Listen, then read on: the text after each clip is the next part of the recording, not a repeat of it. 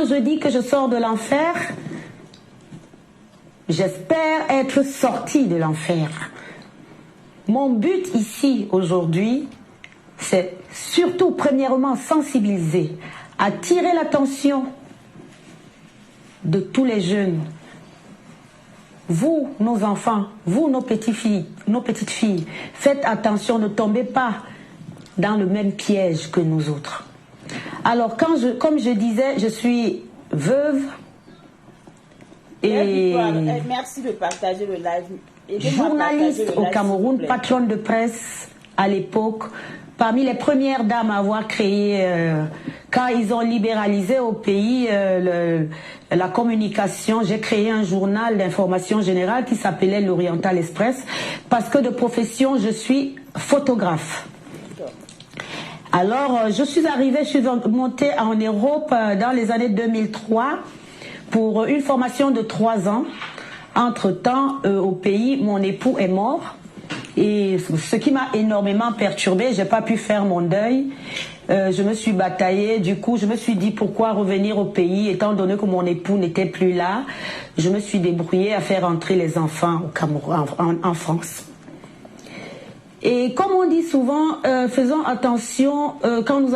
Donc ici, on va noter que cette maman, au fait, elle est veuve. Suite à la mort de son mari, elle décide de faire entrer tous ses enfants en France. On va continuer. Parce que c'est important de noter d'abord ce point-là. On est des jeunes enfants, enfin ça c'était dans mon éducation, de faire attention quand on est des jeunes enfants à éduquer, à élever. J'ai vraiment, comme on dit, mis le chapeau sur ma vie de femme. Parce que ma dernière fille, à l'époque, quand mon époux Ignace Ngonga Kapsi est mort, ma dernière fille avait, je crois, 8 ans. Yeah. Du coup, j'ai mis le chapeau sur ma vie de dame, de femme, sur mon intimité. Merci, mon bébé. Je me suis donné pour but d'élever, prendre le temps d'élever mes enfants. Et c'est ce que j'ai fait. Vraiment, je m'en félicite. Et énormément de personnes m'ont remercié par rapport à ça. Quelques années plus tard, quand ma dernière fille a eu 19 ans, je me suis dit, ah, qu'est-ce que j'ai fait de ma vie de femme? Son mari décède, sa dernière fille a 8 ans. Et elle se prive d'être en couple avec un homme durant tout ce temps jusqu'à ce que sa fille puisse avoir ses 18 ans. En ce moment-là, elle se dit, qu'est-ce que moi je fais de ma vie de femme? Elle commence à se réveiller pour pouvoir peut-être avoir l'opportunité d'avoir une autre, de se donner, de s'octroyer, pardon, le droit de se mettre dans une relation amoureuse avec un autre homme. Mes internautes, je me suis rendu compte que je peux pas dire bousillé, mais que je me suis oubliée et je me suis ouverte. Je me suis dit, mais pourquoi pas? J'ai ouvert mon cœur. Parce que pendant toutes ces années où j'ai élevé mes enfants, comme je dis, j'avais mis une pierre à la place de mon cœur. Parce que j'ai pas pu faire mon deuil, j'ai pas compris comment mon époux, avec qui j'avais tellement de projets, a pu partir comme ça à la fleur de l'âge. Je suis restée veuve à moins de 40 ans, je crois. Un beau jour, je crois 15 ans plus tard, 15 ou 14 ans après la mort de mon époux, un monsieur que je connaissais très bien, étant donné que j'étais dans la communication, je connaissais très bien tous les journalistes du Cameroun, on était des collègues, on se parlait, de temps en temps il y en a qui m'appelaient, qui me disaient bonjour et tout ça. Et un jour je reçois sur ma page Facebook un message d'un certain Sam Sévérin Ango qui me dit bonjour madame, vous vous rappelez de moi? Je cherchais dans ma tête, bon ça me disait rien parce que vous savez dans Facebook les gens ils parlent. J'ai pas répondu. 2 fois, 3 fois, il m'a relancé et il m'a rappelé que il est Sam Sévérin Ango, il a été secrétaire général de l'association des journalistes sportifs. Car à une certaine époque, à la mort de Abed Nego Messan, qui était le président de l'association des journalistes sportifs, c'est Ignace Gonga Kapti qui a pris sa place et est devenu le président de cette association. Il avait donc choisi un jeune garçon qui faisait dans la petite presse du quartier à l'époque. Donc du coup, ce monsieur m'a rappelé qu'effectivement c'était lui. J'ai dit, ah, comment ça va et tout. Bon, je ne vais pas rentrer trop tôt parce que ça va être très long. Bref, il m'a contacté. Je sais pas, hein, Tata Lolo, si... Je veux dire... Ouais. Bon, est-ce que ton histoire... Ouais. Ça fait combien de temps que cette histoire s'est passée, que tu as rencontré le Sévérin? Alors, justement, c'était en 2019. C'est en 2019, justement, qu'il m'a contacté. Hein, je crois que c'était en avril... Janvier, février, parce qu'on va aller étape par étape, ouais, pour que les internautes puissent comprendre vraiment l'histoire. On va pas aller dans tous les sens. On commence d'abord par le début, votre rencontre, jusqu'au mariage, ouais, et après on va entamer la suite. Voilà. Okay. Donc c'était en 2019, hein, donc qu'il m'a contacté par Facebook, et puis bon voilà, j'ai sauté sur l'occasion. Je lui ai dit, ben bon, moi, il m'a dit, il est veuf. Bon. La dame. Et il m'a. Non, on va un peu rebondir. La dame explique que je vous ai dit dans ce live, je ne suis pas là pour prendre le parti de quelqu'un. Je donne mon avis, je dis ce que j'entends et je parle de ce qui a été dit. Donc je vais prendre ses propres mots pour pouvoir expliquer ce que j'entends. Elle dit que déjà au départ, elle fait savoir qu'elle le connaissait. Mais après, elle dit que il y a 14 ans de cela à peu près, qu'elle a décidé de refaire sa vie après le décès de son mari. Et le jeune homme l'a recontactée parce qu'elle était prête à se lancer dans une histoire d'amour. Donc, elle s'est ouverte. Et on va continuer, on va écouter la suite. Elle s'est ouverte. Et qu'il se rappelle aussi que Ignace Gonga était mort. Bref, entre veufs, on s'est parlé. Le même jour, il m'a appelé au téléphone. Et je vous assure, ça s'est enchaîné en une fraction de seconde, Tata Lolo. Ça s'est enchaîné, j'ai rien compris. Le même jour, il m'a passé un coup de fil par Messenger. On met des cœurs. Oh bonjour, vraiment, vous savez, non, tu sais, c'était direct, hein, le tutoiement. Bon, pour une femme comme moi qui avait l'habitude de discuter avec tous les jeunes journalistes, les gars de ma génération, ceux en dessous, donc je me suis dit, bon, il avait envie de parler. Et au passage, Tata Lolo, tout le temps que j'ai passé, enfin, toute ma vie, j'ai été énormément dans le social. Hein. Même quand j'étais au Cameroun, j'ai énormément soutenu les gens. J'ai toujours, quand j'avais 5 000 francs, les jeunes de ma génération, de l'époque, de la presse privée, peuvent témoigner. Quand j'avais 5 000 francs, je partageais 4 000 francs et je gardais 1 000 francs. Ce qui fait que ce garçon, ce jour-là, quand il me dit ça va faire 2-3 jours que mes enfants ne sont pas mangés, le même jour que vous avez changé. Le même jour, Tata Lolo. Tu sais, le même jour. Ça a duré tout simplement parce qu'il y a des pubs. Il faut que tu comprennes qu'il y a des périodes où elle met la musique, il y a des pubs. Et tous ces pubs-là, nous, on ne l'aura pas ici. C'est important d'écouter et de comprendre à quel point, comment l'histoire a commencé. Il m'a relancé une deuxième, troisième fois. Le premier jour, il m'a passé un coup de fil par Messenger. Il m'a raconté toute sa vie. Comment ses enfants n'ont pas mangé depuis des jours, comment il est au fond du trou, comment le pays, bref, tout le baratin. Mais moi, à l'époque, je n'ai jamais pris les souffrances des gens pour du baratin. Donc, je l'ai écouté, il était malheureux, il a pleuré. Et puis, je lui ai dit, ben, écoute, si ce n'est qu'au niveau de quoi manger, c'est pas possible. Comment tu peux me dire que vous n'avez pas mangé, les enfants n'ont pas mangé, ils ont quel âge? Il m'a dit... Alors, je lui ai dit naïvement, comme je sais, je ne peux pas dire naïvement, étant donné que je suis dans le social, je lui ai dit, il n'y a pas de souci, j'ai mon particulier qui s'appelle Serge, un garçon qui travaillait avec moi à l'époque, qui, je lui ai dit, ben, écoute, je te passe le numéro de téléphone de mon particulier, Serge, tu iras le voir chez moi à Oja, il va te donner un peu de sous pour qu'au moins tu puisses faire à manger aux enfants. Le même jour. Donc, Madame Geneviève explique que le même jour, le monsieur, après avoir discuté avec elle, par Messenger, il faut bien préciser, lui a posé un problème. Que ses enfants n'ont pas mangé. que ses enfants n'avaient pas de quoi manger. Donc, il était paumé. Au fait, si vous voulez, cet homme connaissait déjà. Cet homme savait que cette femme peut-être avait un grand cœur de générosité. Et il est venu dire que mes enfants n'ont pas mangé, sachant que, puisqu'elle dit le connaître avant, donc certainement il avait déjà vent de la personne. Mémé, bonsoir, bonsoir. Ces enfants n'ont pas mangé. Tu es quoi dans la famille de ces enfants? Un homme qui te drague. Donc du coup, elle a demandé à ce que ce monsieur aille chez elle pour récupérer une somme de 200 000 francs. Ce n'est même pas 10 000, ce n'est même pas 3 000, ce n'est même pas... Le Jacob m'a dit que je donne même 20 000. D'abord pour un départ, mais jusqu'à 200 000 francs. On va écouter. Wow. Le même jour, c'était vraiment une histoire sans plus. Et voilà comment il a... Moi-même, je me pose la question. Je peux faire un petit commentaire, hein, Tata Lolo. Je pense que c'est l'erreur que j'ai commise de l'avoir envoyé naïvement. Mettez les cœurs. Je pense que c'est ce jour-là que j'ai scellé, que j'ai signé mon arrêt de mort. Et quand il arrive, au passage, hein, c'est un chez moi, parce que j'ai construit, c'est chez moi. Bon, je ne vais pas entrer dans tous ces petits détails. Exactement.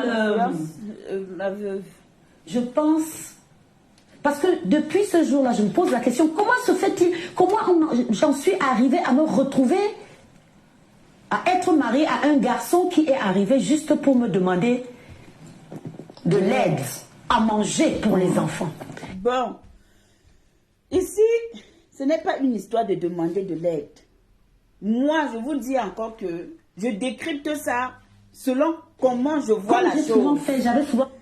Ce monsieur avait déjà... Je me suis retrouvée... Avait déjà son opinion sur ces dames. Il a utilisé le fait que... Il a su. Vous savez, il y a des gens que quand ils veulent vous aborder, ils prennent le temps d'étudier votre comportement. Ils prennent le temps de vous observer, de poser les questions autour de lui et aux personnes qui vous connaissent parfaitement. Alors... En ce moment, la personne, qu'est-ce qui se passe? Quand il vient vers toi, il sait déjà comment il va t'aborder, donc il se prépare en avance.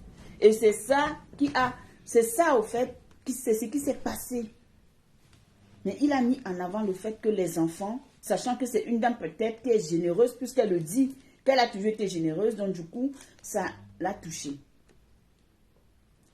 Mais tu m'as dit de donner mon avis, on écoute. Du jour au lendemain, ce monsieur ne m'a plus lâché mes internautes. Oui, on doit écouter. Je ne peux pas donner mon avis comme ça parce que... Mes frères, mes sœurs, il ne m'a plus lâché. À partir de ce jour, il m'appelait matin, midi, 11h, 12h, 13h, soir. C'était le téléphone, je n'avais plus de vie. Retrouver dans un engrenage, pas possible. Du jour au lendemain, ce monsieur ne m'a plus lâché mes internautes. Bon, le monsieur arrive vers vous. Un monsieur arrive vers toi, par exemple, Audrey, il te dit que moi j'ai besoin, j'ai mes enfants qui ont faim. Du jour au lendemain, il t'appelle. Il cause avec toi, tu discutes avec lui, tu lui accordes ton temps, tu lui accordes ton oreille, tu prends la peine de l'écouter. Ça veut dire que quelque part, tu aimais ce qu'il te disait. Ça veut dire que quelque part, ce qu'il te disait te faisait du bien au cœur. Certainement. Dire que le monsieur ne t'a plus lâché, c'est aussi le fait... Là, pour l'instant, on va prendre ça comme si c'était pas normal. On va dire que oui, elle a raison de le dire. Mais non, le problème c'est que je dis que tu as aussi besoin de te justifier. Je dis que tu as aussi besoin de te justifier. Tu es libre de décuter de... Ah oui, merci ma tata, bien sûr. Merci ma tata. Je n'ai pas compris au fait. Je n'avais pas compris le sens de ce que tu me disais. Je suis désolée, tata Mémé. Donc, ce monsieur justement, le monsieur l'appelait. À chaque fois que le monsieur l'appelait, elle-même se sentait à l'aise avec ses appels. Parce qu'une femme qui ne se sent pas à l'aise avec les appels de quelqu'un ne peut pas lui apporter autant d'attention. Donc, quelque part, il y a eu un moment où il y a eu l'échange. Et l'échange était, comment on appelle ça, fusionnel. D'où on finit par arriver où ça va nous amener. Trouver dans un engrenage pas possible. Du jour au lendemain, ce monsieur ne m'a plus lâché mes internautes, mes sympathisants, mes frères, mes sœurs. Il ne m'a plus lâché. À partir de ce jour, il m'appelait matin, midi, 11h, 12h, 13h soir. C'était le téléphone, je n'avais plus de vie. Je ne comprenais pas. À l'époque, d'ailleurs, j'en ai discuté avec 2 ou 3 autres camarades de la presse privée. Je leur ai dit, mais il y a un certain Sam Sévéré Ango qui me harcèle pratiquement au téléphone. Je ne comprends pas. Geneviève, après qu'il soit allé chez toi, oui. On lui a donné 200 000 francs. 200 000 francs. Oui. Et qu'est-ce qui s'est passé après? Il ne m'a plus jamais lâché. C'est-à-dire, il était au téléphone. Il est resté au téléphone 24 heures sur 24. 24 heures. Le live dans les cœurs. Justement, quand je dis il m'a plus lâché, je ne veux pas dire qu'il était déjà... Il ne me faisait pas la cour en tant que tel, mais il m'a fait sentir que j'étais une femme. Bref, il était très, très, très assidu dans les histoires du pays. Il me racontait comment le pays, ce que le pays est devenu, ses objectifs, ses rêves, bref, c'est-à-dire des histoires que tous les 2 personnes qui se connaissent presque pas peuvent se raconter. Et moi, je l'écoutais, et moi, bon, petit à petit, je ne sais pas ce qui s'est installé, je me suis attachée. On s'est attaché, puisque ce qui est sûr, c'est que la nature a horreur du vide. Je venais de passer presque 15 ans sans avoir un contact ferme, 24 heures sur 24 avec une personne.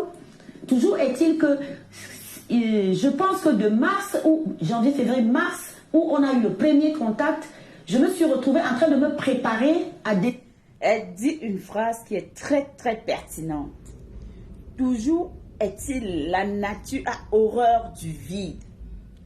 Elle venait de passer presque 15 ans sans avoir un contact très fort avec quelqu'un.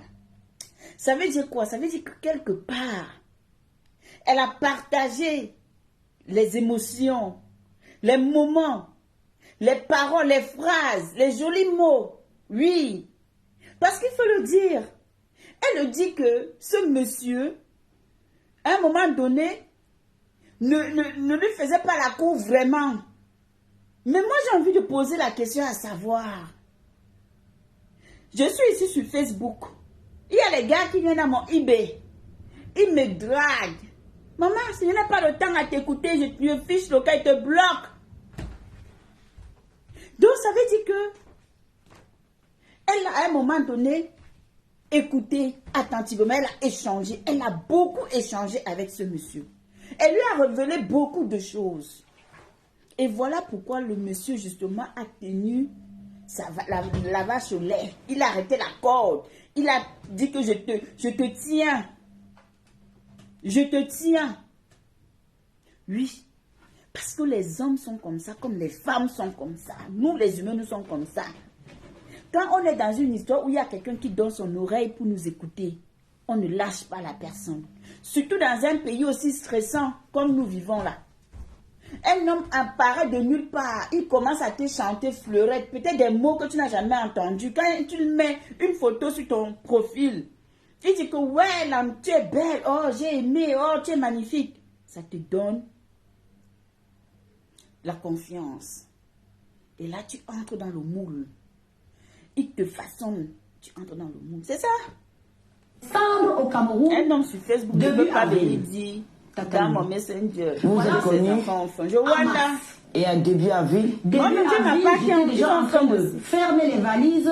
Mes enfants n'ont pas ceci. Donc, entre mars et début avril, je crois que j'ai encore eu à lui envoyer. Parce que tous les jours, il me demandait de l'argent. Tous les jours, il me demandait de l'argent. Tous les jours, il avait toujours quelque chose. Tous les jours. Et je ne sais pas, j'ai jamais su refuser. J'ai jamais su supporter une personne qui est dans la tourmente. Bref, il m'a fait le jeu du misérable. Et je suis tombée dans le piège de la largesse de la personne joviale, attentionnée, qui veut automatiquement sortir, aider, quoi. Parce qu'il parlait, il avait 3 filles, il m'avait présenté 3 filles. Waouh! Eh bien, dis donc, quelle générosité! Quelle générosité! Tomber dans un piège. Nous sommes tous des êtres humains, nous sommes tous généreux. Nous sommes tous généreux. Mais à partir du moment où tu rencontres un homme, ma très chère tata, ma très chère dame, le monsieur ne fait que te demander de l'argent. Et tu donnes. Certains diront que c'est la manipulation, d'autres diront que c'est les médicaments, d'autres diront que. Mais, comment se fait-il que tu donnes 200 000 à quelqu'un? Le lendemain, tu le rencontres en mars. De mars à avril, il te demande de l'argent tous les jours et tu continues à donner. Forcément, il s'est dit que, mais attends, la dame, si elle me montre qu'elle a les dos, je ne peux pas faire autrement, je veux sauf que tu as les dos. Mais je vous dis encore, mes beauty, je vous dis encore, mes chers followers, je vous dis encore, ma communauté, que ces personnes, ils sont 2 dans l'histoire. Peu importe ce que nous allons dire, ils savent au fond la vérité. Ils savent la vérité. Mes internautes, il m'avait dit qu'il avait 3 filles. Je vous dis ça pourquoi? Parce qu'avec le temps, je me suis rendu compte qu'il y en avait une 4e. J'y viens. Voilà. Mi-avril, j'ai atterri au Cameroun. Apparemment, il était à l'aéroport ce jour-là. Mais étant donné que nous savons tous ce que c'est que l'aéroport, le temps d'attendre les valises et tout, je suis allée chez moi. C'était un vol qui est arrivé vers 22h, 23h. Je suis arrivée chez moi, j'ai dormi avec mes cousines, mes belles-sœurs et tout ça. Le lendemain, les enfants de la maison m'appellent pour me dire maman, il y a un monsieur qui te demande. Parce qu'au passage, mes chers internautes, sachez que, rappelez-vous qu'il était déjà venu dans cette maison prendre les premiers sous que je lui avais envoyés. Moi, je ne comprends pas. Il était à l'aéroport. Le temps que tu récupères tes affaires, pour quelqu'un qui est venu t'attendre à l'aéroport, certainement, il sera heureux, il est content de venir à l'aéroport et puis de t'accueillir. Puisque c'est un monsieur qui on va beau me dire, pardonnez-moi, mais hélas, je donne mon avis et je dis ce qui est. Je ne suis pas en train de... Je lui ai dit que je ne suis pas là pour prendre le parti de quelqu'un. Mais elle savait. Il se pourrait même que la relation avait déjà commencé bien avant qu'elle n'arrive au Cameroun. Parce qu'on ne peut pas dire que quelqu'un va arriver à l'aéroport, tu voyages, tu arrives, la personne à l'aéroport. Bon, quand il est arrivé à l'aéroport, qu'est-ce qui s'est passé entre le moment où toi, tu récupères tes affaires et qu'il atterrit seulement le lendemain matin à la maison? Qu'est-ce qui s'est passé? Vous vous êtes vus, vous ne vous êtes pas vus. Qu'est-ce qui s'est passé au fait? Au niveau de l'aéroport. Donc, il a atterri chez moi ce matin-là, la veille, le lendemain du jour où je suis arrivée, j'ai atterri. Bien sûr, au passage, je lui avais promis, enfin, je lui avais gardé 3 ou 4 valises de vêtements, de choses. Bref, vous savez comment est-ce que ça se passe, nous qui venons de l'Europe, surtout quand on a de la famille et tout et tout. Non, la mère, je suis désolée. Je suis désolée. Moi, je ne peux pas, même mes frères, même mes cousins qui sont au Cameroun, quand je pars au Cameroun, je ramène des présents, c'est vrai. Mais je ne peux pas porter 4 valises de vêtements pour aller offrir à un homme. Un homme qui me drague de ce quoi je ne l'ai jamais vu, de ce quoi je ne le connais pas, maman. Je suis désolée. Les personnes qui vont penser que moi je suis en train de faire que non, je dis ce qui est. Comment tu peux te permettre, chère maman, de porter 4 valises de vêtements pour aller offrir à quelqu'un? Déjà, tu lui donnes assez d'argent. Et tu fais 4 valises, tu voyages avec. Pour aller donner à un homme.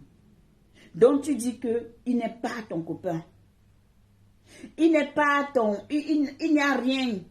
Il est venu pleurer. Ma mère, j'aurais voulu que tu me dises qu'elle portait les 4 valises.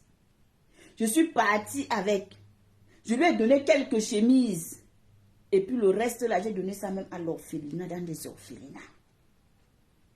Ça veut dire que dans les 4 valises là, le monsieur a passé les commandes des vêtements et des chaussures, des chemises, des tricots et tout ce qui va avec. Whatever. Oui. C'est ça qui est ça. Je lui ai gardé énormément de choses de bien. Comme je gardais souvent à tous les autres amis, parce que chaque fois que je venais au Cameroun, je gardais énormément de choses à tous les autres camarades de la presse privée, à toutes les copines, à toutes les cousines. J'ai toujours gardé, j'ai toujours été généreuse. Même quand je n'ai rien, je trouve toujours le moyen de garder, d'apporter des choses aux gens. Et le temps que les jeunes viennent me dire qu'il y a quelqu'un qui veut te voir et tout, le monsieur était déjà entré dans ma chambre. Les angophobes, mes sympathisants. Excusez-moi, je parle aux angophobes, je parle aux lolomaniens, je parle aux sympathisants, je parle aux internautes. C'est pas facile pour moi. Vous savez, c'est à cœur ouvert ici aujourd'hui. Donc prenez-moi comme je suis. Peut-être petit à petit, vous savez, j'ai le cœur comme ça dans un étau. J'espère que je vais y arriver parce que pendant que je vous parle, j'ai l'impression que je vais m'écrouler. Mais je vais y arriver parce que j'ai accepté de venir ici aujourd'hui et je vais vous dire, je vais trouver la force de vous raconter tout, Tata Lolo. Donc, il est entré dans ma chambre. De temps en temps, si tu peux prendre un verre. Voilà, merci. Ça va aller. Merci. Relaxe-toi. Merci. Parce que tu n'as pas l'habitude. Moi, c'est comme ça. Quand je vais dans une chaîne télé, parfois je stresse un peu. Mais avec le temps, ça va aller. Au fur et à mesure que l'émission, ça va aller. Donc, il est entré ce jour-là dans ma chambre. On ne se connaissait pas.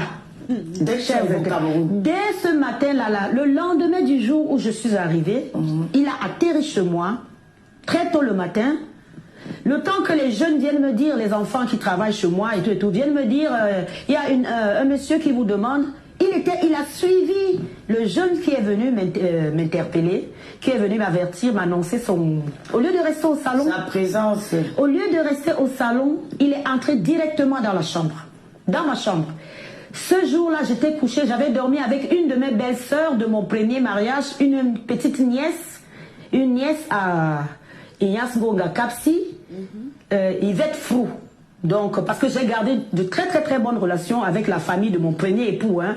Comme j'ai dit tout à l'heure, j'ai jamais fait le deuil parce que j'ai tellement aimé ce monsieur que je ne sais pas comment est-ce que j'ai pu me retrouver dans les bras de quelqu'un d'autre. Parce que pour moi, c'était fini. La relation, l'amour et tout c'était fini. Ouais. Donc, il rentre dans ma chambre. Il me trouve dans ma chambre, couché dans la couette avec ma belle nièce. Il s'assoit directement dans le lit. Waouh! Direct, on ne s'était jamais vu. On ne se connaissait pas. Il s'est assis directement. J'étais gênée. Même ma belle nièce, on se regardait, on ne savait pas. C'est une agression psychologique, physique. Dès le premier jour. Comme s'il avait un rite à faire. C'est-à-dire, il y a des choses auxquelles je crois. Mais pas surtout, tu ne lui as pas demandé de sortir. Mais je lui ai, même ma belle nièce lui a dit, mais monsieur, excusez, on est des dames, on est... il a dit ce jour-là à ma belle nièce, je me rappelle, écoutez, on ne vous a rien demandé.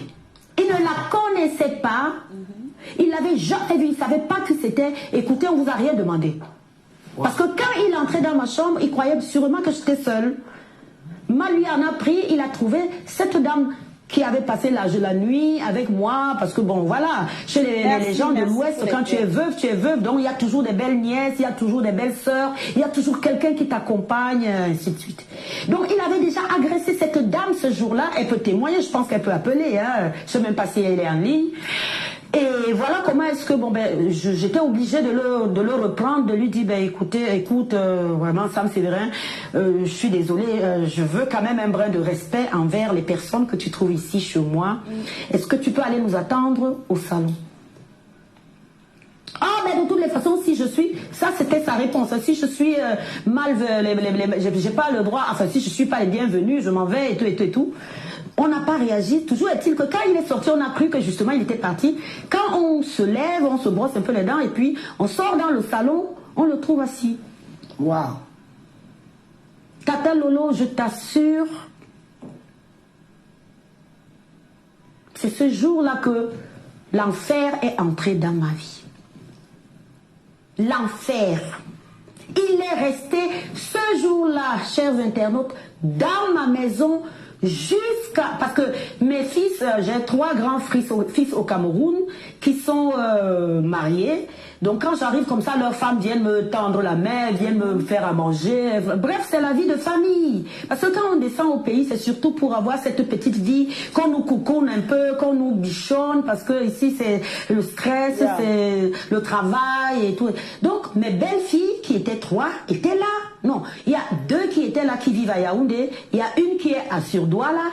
Donc les 2 de Yaoundé étaient là. On a été là, on est restés là ensemble, les copines qui venaient, les amis qui venaient. Bref, ma maison, quand je descendais au Cameroun, allez, je dis bien quand je descendais, avant cet homme, le chemin a toujours été plein. Jusqu'à ce que je reparte, ça a toujours été la java, la jouissance, la joie, la vie, quoi. Donc il est resté là, il nous a observés, il a vécu, il a... voilà. Et je pense que les petites conversations, il n'y avait pas de relation, il n'y avait pas d'histoire d'amour entre nous. Il n'y avait pas de conversation amoureuse. Mais il est resté là, il a vécu, je ne comprends pas. Ce passé, je ne comprends pas. Il est resté là combien de temps? Il a vécu combien? Je ne comprends pas au fait. Donc ça veut dire que depuis le jour où il est arrivé chez toi, quand tu es arrivé, il n'est pas parti. Il est resté là. Donc tout ce temps-là, il est resté avec... Excusez-moi, les beauty, peut-être j'ai un problème, mais je ne comprends pas en fait.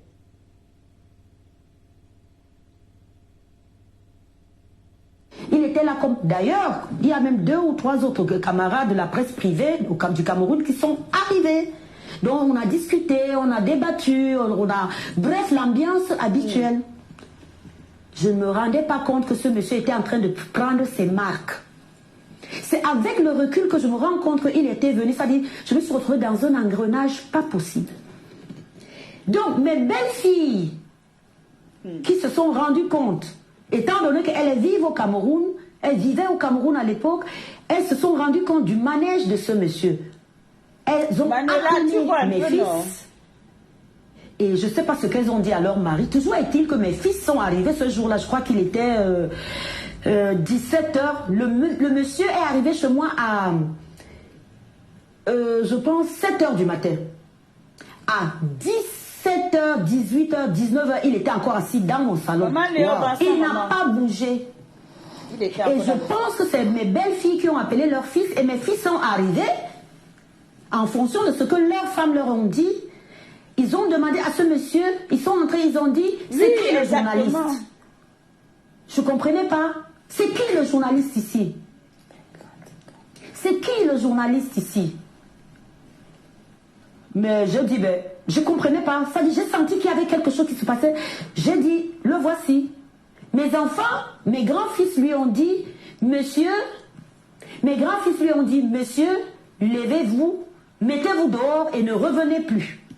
C'est la première fois que mes enfants avaient cette attitude envers moi, Tata Lolo.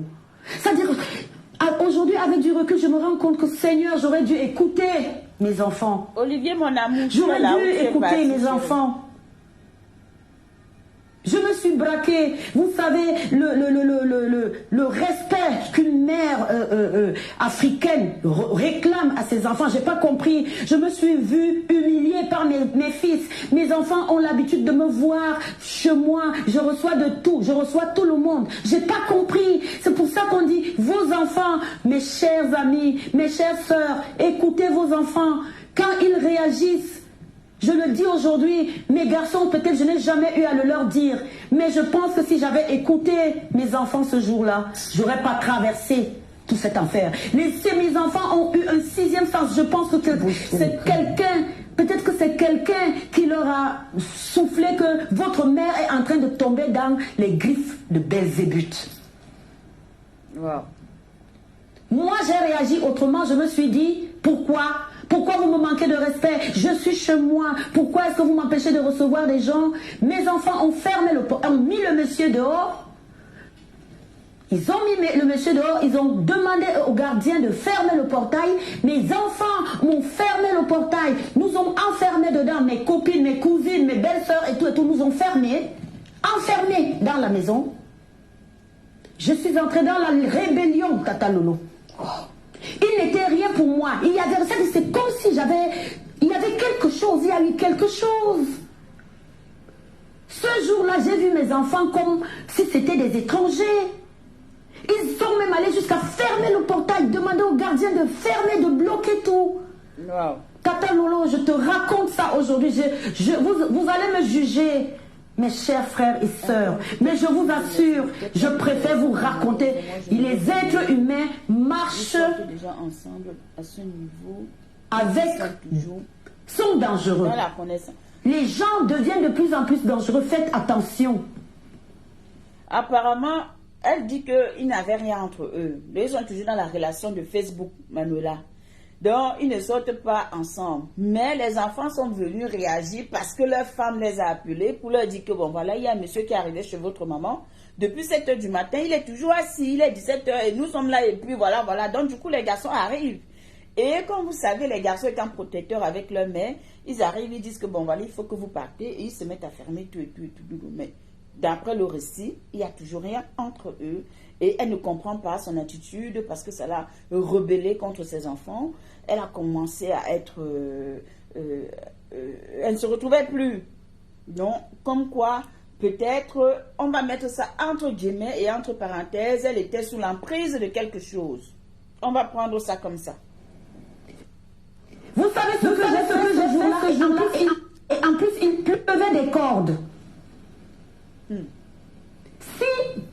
Si j'avais été encore dans mon état normal, je serais rentrée dans ma maison, j'aurais respecté ce que... Parce qu'on dit en Afrique que quand on a des grands-enfants, les grands-enfants, surtout quand on est veuve, les grands-enfants font office aussi de rempart, de protection. J'ai pas écouté, je n'étais plus là. Pour une personne qui n'était rien pour moi, il n'était rien pour moi, il n'y avait rien d'engrangé, il n'était pas là comme un compagnon, il n'était pas là comme un futur amant, il n'était là pour rien, rien du tout pour moi. J'ai pris mes enfants en grippe. Quand je suis arrivée au portail, j'ai demandé à mon gardien, parce que c'est moi qui paye mon gardien, Tata Lolo, j'ai demandé à mon gardien de m'ouvrir le portail. Mes enfants se sont mis en barrière, comme une armoire allemande. Ils ont dit, je ne sors pas. Tata Lolo, je vous assure, j'ai cassé le mur de la barrière avec les coups de poing. C'est comme si j'avais eu une force diabolique. Wow. Je ne sais pas, un mur avec parpaing, avec tout ce que ça comporte. J'ai cassé ce mur avec les coups de poing, les coups de pied, les coups de tête. J'ai cassé tout un mur. Et le monsieur en question était à l'intérieur. Ils avaient réussi à sortir le monsieur. Ils avaient réussi à le sortir sous la pluie. Il était parti. Sûrement, il est entré chez toi avec une potion magique. Voilà, il est sorti, il est parti. Il pleuvait, je suis sortie par la force, Tata Lolo. J'ai brisé tout un mur. Pour aller suivre le monsieur. Pour sortir. Pour aller suivre un monsieur qui n'était rien pour toi. C'est terrible. Il pleuvait des cordes. J'avais, ça dit de donner des coups sur le mur d'une barrière, d'une clôture en parpaing, en dur. Waouh, waouh, quelle force. Ça me dépasse. Je ne sais pas comment je peux expliquer la partie ici, mais ça me dépasse parce que avoir la dame, on ne peut pas imaginer qu'elle puisse avoir autant de force pour donner des coups de poing dans un mur. Des coups de pied au point de briser un mur en béton. Waouh. Tout ça parce qu'il fallait que l'homme entre. Mais je suis dépassée. Ha!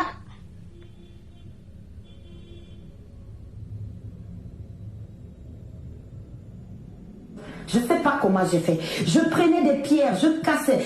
Tout le monde, mes copines, mes belles-sœurs, tout le monde m'a arrêté. Mais qu'est-ce qui t'arrive? Je ne sais pas. Je ne peux pas vous dire ce qui m'est arrivé ce jour-là. Je ne vous dirai pas. Je ne sais pas. Jusqu'à aujourd'hui, je n'ai pas compris.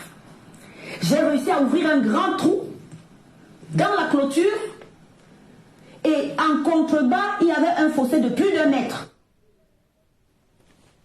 Attendez, j'arrive à mes beauty, pardon, on ne sait jamais. Je peux être ici comme ça, là, que mes bébés sont en train de...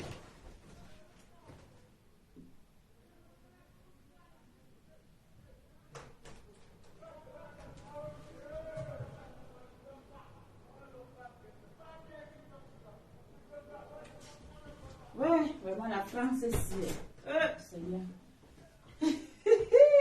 Excusez-moi, oh. Maman. Il va se négliger et qui ne va pas protéger ses enfants. Non, la matinée a la force, hein. Ah. Mince. Tata Lolo. Et regarde comme je suis corpulente. Et à l'époque, j'étais même plus corpulente. J'ai réussi à ouvrir un grand trou avec les coups de poing, les coups de tête, les coups de pied. Je sautais dans le trou. Je me suis ramassée en bas avec des écorchures, du sang partout. Wow. Mince. Mon véhicule était garé sur la grande route devant le portail.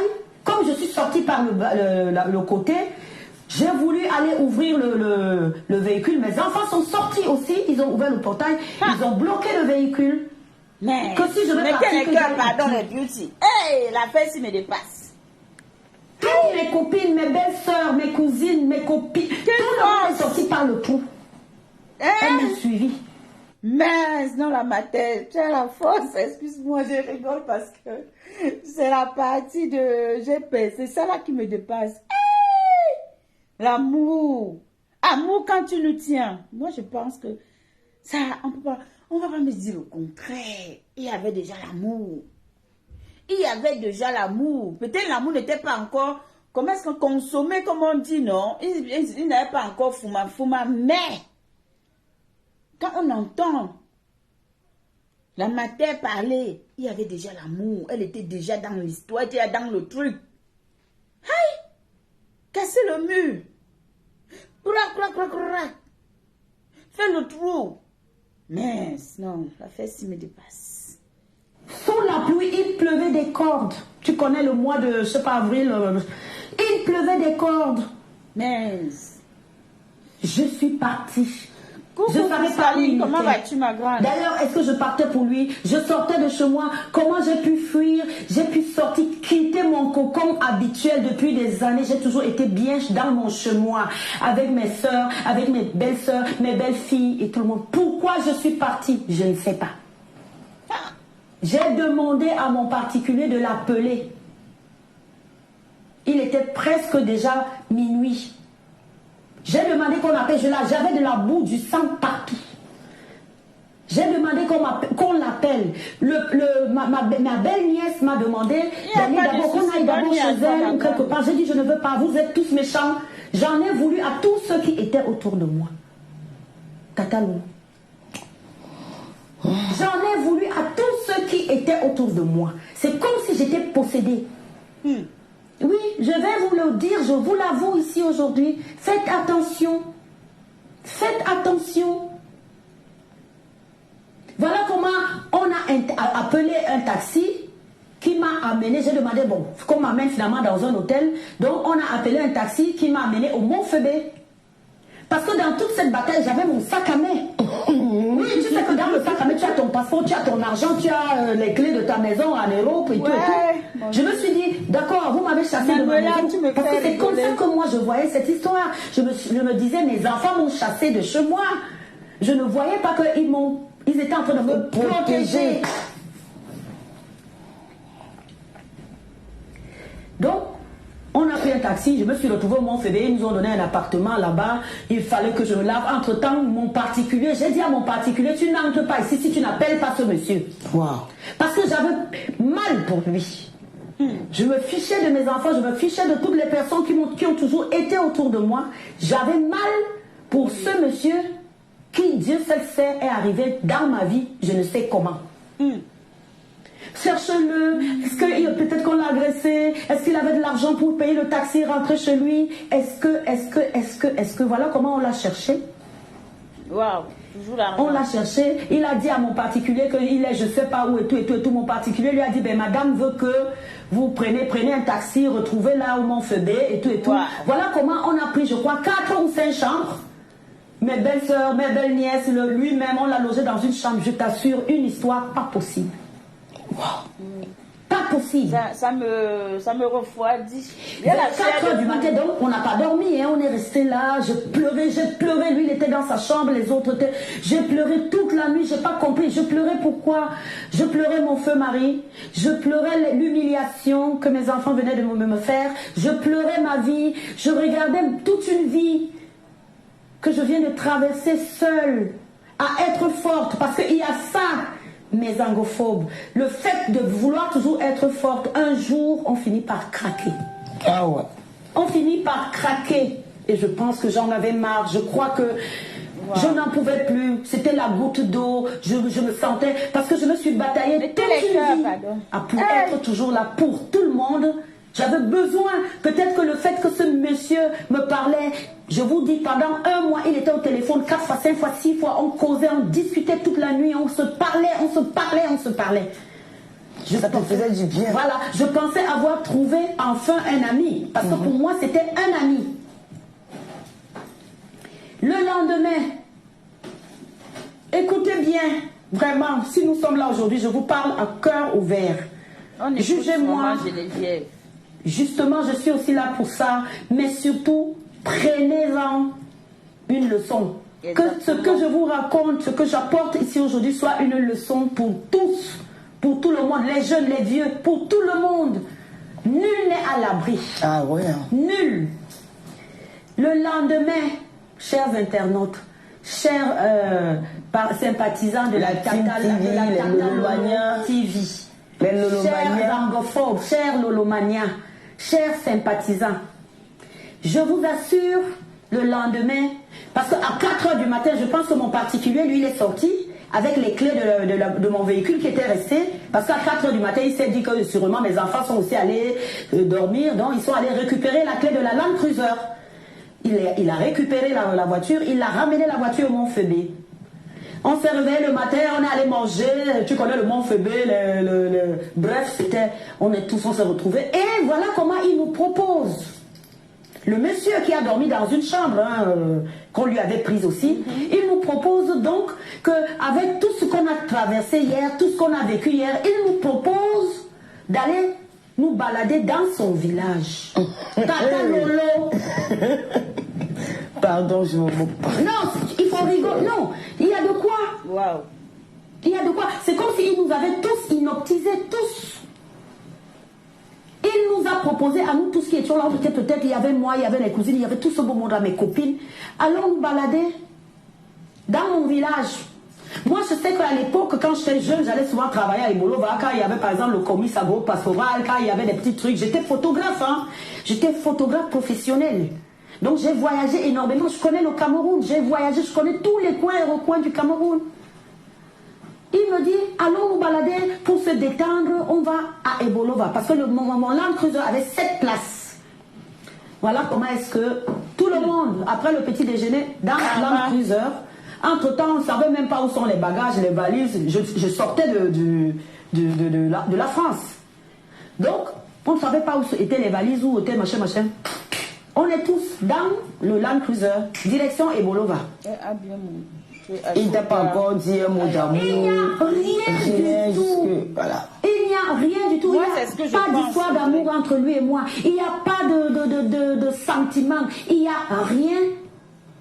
Mais on vous dit, excusez-moi, quand vous voyez les gens, j'ai toujours appelé ce monsieur narcissique pervers, parce que c'est une parenthèse. Hein. Oui, je l'ai fait diagnostiquer par téléphone à Monaco. Parce que quand j'ai commencé à traverser ce que j'ai traversé, quand il a commencé à me torturer, à me bousiller, j'en ai parlé aux gens, à l'évêque de Monaco et tout. C'est lui qui m'a conseillé d'en parler à un psychiatre. Et le psychiatre m'a demandé de l'appeler de temps en temps le récit de la dame. quand je suis avec lui. Oui, Jaden, je suis tout à fait d'accord avec toi. Il y a des zones d'ombre. Tu sais, quelqu'un qui a été victime d'un pervers ou comme on le dit, ou qui se retrouve face à une situation comme ça, ne peut pas exactement relater les faits réels. Il y aura toujours des zones d'ombre. Il y aura toujours un truc où elle va dire, après elle va dire que non, c'était pas comme ça, non, c'était... Au fait, ce sera toujours comme ça. Pourquoi? Parce que elle n'est pas encore soignée. Elle a encore des séquelles. Et tant qu'elle vit avec ses blessures, tant qu'elle ne les a pas soignées complètement, ou tant qu'elle n'a pas tourné complètement la page de l'histoire et se dit que moi je remets tout quelque part, je crois peut-être à mes ancêtres, je prends un exemple parce que bon, nous sommes des Bantous, je me remets à eux et je laisse elle chercher à sortir de ça, elle ne pourra pas en guérir. Donc pour moi, oui, il y a des zones d'ombre. Et le psychiatre, à l'écouter, à entendre comment il parlait, comment il traitait, ce qu'il disait et tout, c'est lui qui m'a dit, mais ce monsieur est un narcissique pervers. C'est pour ça. Et avec le temps, moi, je suis aussi allée, j'ai pris contact avec des gens, des associations, et j'ai compris exactement tout ce que j'ai enduré, tout ce qui m'a fait traverser. J'ai compris, effectivement, j'avais affaire à un. Donc, pour ne pas sauter... Aïda et Bolova. Qu'est-ce qui s'est passé à Bolova? Même pas. En cours de route déjà. Écoute bien, Tata Lolo. Parce que cette histoire, il ne faut même pas sauter. Non, je sais qu'on est là jusqu'à demain. Non, il y a le temps. Donc, vraiment, excusez-moi. Restez avec moi, s'il vous plaît. L'histoire est tellement longue, je pense qu'il faudra au moins 4 jours. Ouais, 4 semaines que je vienne, si ma tête ne vous déplaît pas, que je vienne au moins pendant 4 semaines. C'est-à-dire qu'on fasse des épisodes. Ouais. Parce que rien que vous-même regardez, rien que la rencontre a déjà pris tellement de temps. Donc, en cours de route, sur la route des Bolova, bien sûr, c'est mon véhicule, c'est moi qui suis au volant. Je ne vais pas donner mon véhicule à une personne que je ne connais pas. Je vous assure, les anglophobes, les sympathisants, quand on est arrivé à un village qu'on appelle, je crois, c'est Bikok, oui, même pas juste quelques, je crois, même pas 150 km de Yaoundé, il me dit que je roule. Écoutez bien comment ça a commencé. Il ne me connaît pas. On n'a rien. J'ai été que gentil. J'ai toujours été que gentil. Je l'ai aidé. J'ai accompagné sa famille, accompagné sans l'avoir connu. Il me dit, écoute, hein, vraiment, moi, je ne peux pas rouler. Je ne peux pas voyager avec une personne qui tu roules comme une tortue. Donne-moi le volant. Voilà comment ça a commencé à monter. Voilà, donne-moi le volant. Moi, je ne peux pas. Je lui ai dit, mais attends, mais tu parles à qui? Je lui ai demandé, mais ça ne va pas? Il a fermé la bouche. Il a compris que j'avais du répondant. Nous sommes allés en cours de route. On a roulé.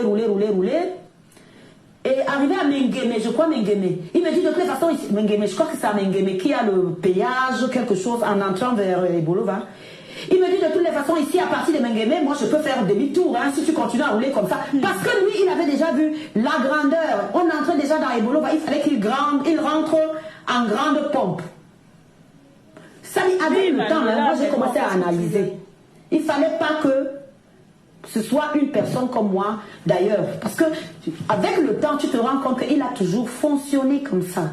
Il fonctionne, c'est-à-dire, il manipule. Il faut qu'il vit la vie qui n'est pas la sienne. Il vit la vie des gens. Il utilise les gens pour exister. Il a déclenché encore un truc avec des machins. De toute façon, ici, personne ne se connaît. Il faut que tu donnes le volant et tout et tout. Tout le monde dans la voiture, les gens n'en revenaient pas. Wow. Les gens n'en revenaient pas, me demandaient, mais attends, c'est quoi? Qu'est-ce qu'il va pas?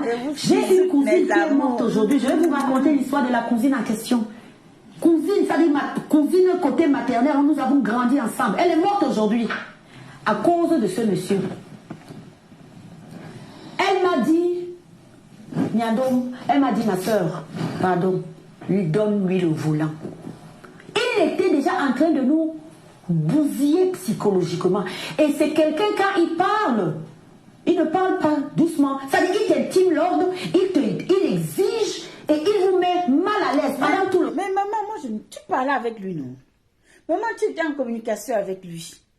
C'est des choses qu'on peut repérer chez quelqu'un même à distance. Parce que communiquer avec quelqu'un tout le temps, à un moment donné, la personne, même si la personne est manipulateur, comment, il y a des moments où la personne perd son sang-froid et te dit des choses peut-être qui ne vont pas à l'encontre de tes principes. Et ça, tu le sais. Et ça se voit et ça se sait. Donc, du coup, moi, oui, il était autoritaire, mais pour quelqu'un qu'on rencontre, on ne connaît pas. Cette histoire, vraiment... Voyage, il ne parle pas. Pendant tout le voyage, on n'écoute pas, on n'a pas le droit d'écouter de la musique. Je ne veux pas te couper, Geneviève. Je rappelle ici que Tata Lolo, c'est une TV web. Donc, j'invite tout le monde, je reçois tout le monde ici. Et chacun est libre de dire ce qu'il veut. Geneviève, elle est responsable de ses dits. Parce que c'est qu'en ce moment, en diaspora, nous souffrons du trafic d'influence. Il suffit que tu t'exprimes, quelqu'un te dit je t'attends au Cameroun. Donc Geneviève, c'est une TV web où j'invite tout le monde, j'écoute tout le monde. Donc Geneviève, elle a décidé de parler à cœur ouvert. Tous les noms qu'elle va sortir, elle est responsable de ce qui, voilà, de tout ce qu'elle sort de sa bouche. Je n'ai rien à voir là-dedans. Voilà. Non, mais c'est clair. C'est mon histoire. Hein. Tous les noms que je vais prononcer ici aujourd'hui, soit c'est des personnes qui ont essayé de m'accompagner en bien et qui du jour au lendemain se sont retournés. Parce que je vous dis au passage que ce monsieur a réussi à retourner tout le monde autour de moi. Parce que c'est ça le fort du narcissique pervers. Ne l'oubliez pas. Au fur et à mesure qu'on va avancer, il a réussi à retourner, mettre tout le monde contre moi. Mes soeurs, mes cousines, mes oncles, mes tantes, mes amis, mes enfants. Il a réussi à monter tout le monde. Je me suis retrouvée seule. Ça, allez vous renseigner, demandez à n'importe qui, on vous dit que c'est la puissance du narcissique pervers. Il vous isole pour mieux vous abattre. On le sait. Donc, il nous a tellement pourri le voyage. Alors qu'on sortait de l'histoire de la pluie, de la clôture, de tout ce qui s'est passé chez moi à Arala, que on croyait qu'on allait faire un voyage de joie, où on allait écouter de la musique, on allait s'éclater. Il nous a pourri tout le voyage. Il n'a pas parlé, il voulait pas qu'on écoute de la musique, on était comme des morts vivants dans le véhicule. Finalement, il a tellement harcelé au niveau de Mengueme que je suis sortie du véhicule, mes angophobes, je lui ai donné les clés de mon Land Cruiser. Un monsieur qui n'est rien pour moi. Je lui ai donné les clés. Il est monté au volant, il a démarré sur des routes de 80 à l'heure, ça dit entre Mengueme et le péage, Léo, et Ebolo va le gars rouler à 140 à l'heure. Il faut aussi comprendre que le but ici, c'est de... Mais je te dis, c'est pour ça qu'on dit souvent que parfois nous vivons des choses, il y a des signes. Quand on est encore lucide, mais je pense que je n'étais plus moi-même. Ça, aujourd'hui, je témoigne, je le dis, je suis sûre que je n'étais plus moi-même. Parce que pour une personne comme moi, qui est tellement logique, malgré tout, pour une personne qui n'a jamais accepté que quelqu'un perturbe mon existence, l'éducation de mes enfants et tout, je me suis retrouvée à agir comme, je ne sais pas. J'aurais dû, tous ces signes-là, c'était des signes de que va-t'en, pars de là. Entre Mengueme et Ebolo, le gars a roulé il était à 140 à l'heure, sur des routes de 80-50. 80 à l'heure, 50 à l'heure, 80 à l'heure. On arrive à Ebolova. Quand on arrive à Ebolova, je lui demande, mais au fait, au passage, j'ai oublié, pendant qu'il était assis à côté de moi, pendant qu'on roulait pour Ebolova, il était tout le temps au téléphone. Il parlait en son patois, ma Carmina, parce que moi j'ai grandi à Yaoundé, donc je comprends un peu le Yaoundé, hein, je parle aussi un peu. Donc, mais il parlait en boulou, mais je suivais un peu quelques brides. Ma Carmina,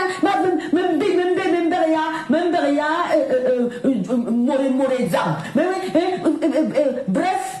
Je vous dis, préparez-vous, arrangez-moi tout, préparez-vous bien, faites les choses, parce que j'ai enfin porté le gros lot, je vous assure. Je ne savais pas qu'on parlait de moi. Je ne savais. Non, mais ça veut dire qu'au fait, depuis le départ, il a toujours su que tu étais pour lui un jackpot. Et justement, quand il le dit, ça veut dire que dans sa tête, il savait qu'au départ, il a dit, peut-être demandé avant qu'il n'arrive, qu'on prépare la place, qu'on essaye de... Mais là, il confirme ouvertement que, ok, j'ai porté le gros lot, nanana et tout ça.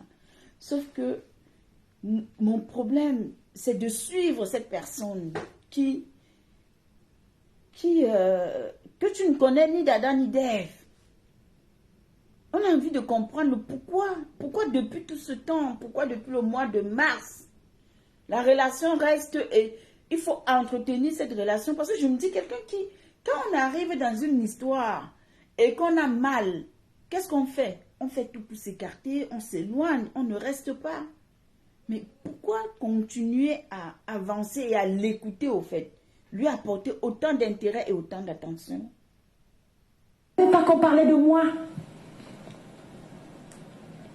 Quand on arrive maintenant dans la ville de Bolova, je lui dis, demande il y a qui et qui et qui et qui. Est-ce que tu as une mère? Est-ce que tu as qui? Il me dit oui, il a une mère. Bref, il y a des gens au village.